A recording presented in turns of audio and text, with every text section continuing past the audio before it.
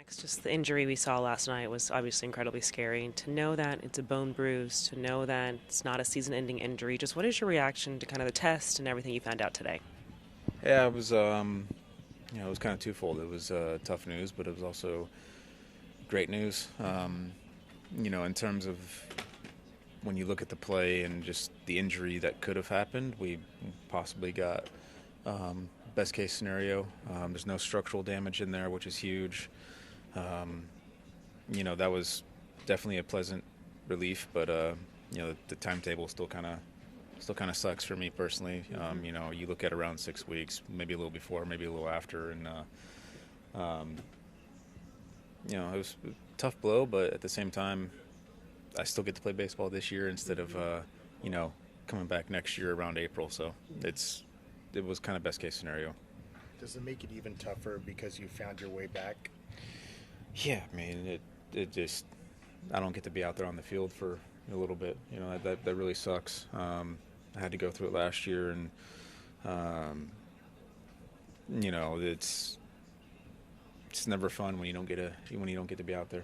Max, when you were being helped off the field last night, what was going through your head? Did you fear the worst at that point? Yeah, I mean, yeah, definitely. It. To be honest, the first thing that popped into my head was the end of the season in 2021. It just wasn't a pleasant feeling. You immediately start replaying everything in your head, trying to say, what did I feel? Did I feel a pop? Did I hear a pop? And all that kind of stuff. That way you can give the medical staff, the best chance of an evaluation. And anytime you're replaying an injury in your head, it's not good. Did you get an MRI this morning? Or? Yes, I did. Yeah, there's no structural damage. It's clear you're still walking very gingerly. Just did they say that, what type of timeline? You mentioned the 6 weeks, just as to when you could be feeling a little bit better, though? I mean, it's all just dependent. We're going to obviously be pretty aggressive with treatment and everything, but it's whenever my body says it's healthy. Like I said, there's obviously a timeline, but could be before, could be a little bit after. Obviously, we're hoping for the before, but yeah, it's just how it heals. 6 weeks is tough, but just based on how it looked, how I'm sure it felt, because how much of a relief was it to know no structural damage beyond it? Yeah, and that's why I was saying, it was twofold for me today. It was obviously amazing hearing the news that nothing was torn, nothing was ripped, and that was obviously a huge sigh of relief for me. But still sounds like too long of a time in my head. But it's you can't really control that. I think it's just like I said, if you go back and look at the play and the injuries that could have happened from that, we're definitely walking away very lucky. How did you process all of this last night? Obviously, with Kershaw and just being one strikeout away, and you're being helped off the field and in here when all that's going on and dealing with your knee. It was a wide range of emotions, that's for sure.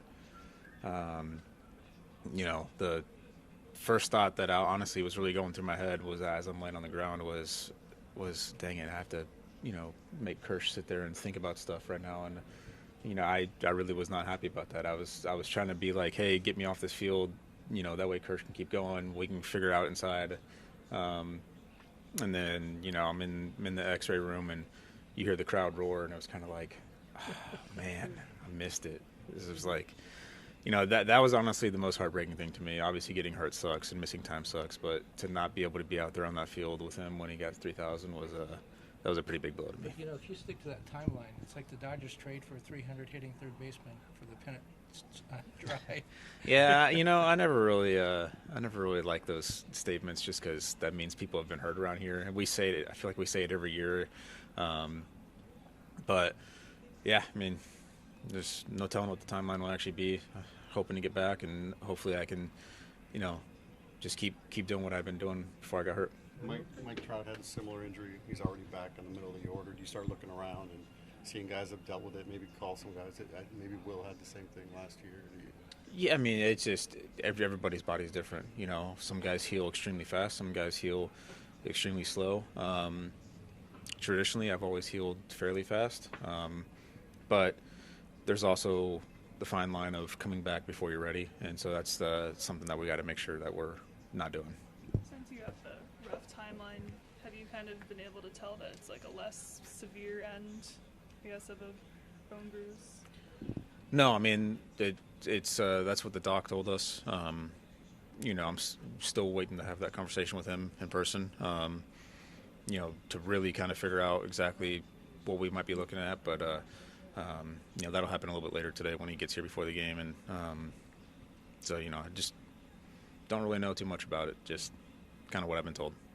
Is it kind of rest and treatment, just that for now? Yeah, I don't know exactly what our schedule is going to be for all that kind of stuff. We're still ironing that out, but yeah, we'll see when baseball activity comes. Hopefully it's soon. What kind of activity hurts right now? Like movement, like how you move and stuff. You know, nothing's actually too bad. It's just it's very stiff, very ginger, but there's nothing that's really giving it pain, and I think to me that's the bright side. It's just, I mean, obviously you guys saw me. I'm not walking too great right now, but you know, it's not too much pain with it. It's just the knee's not moving.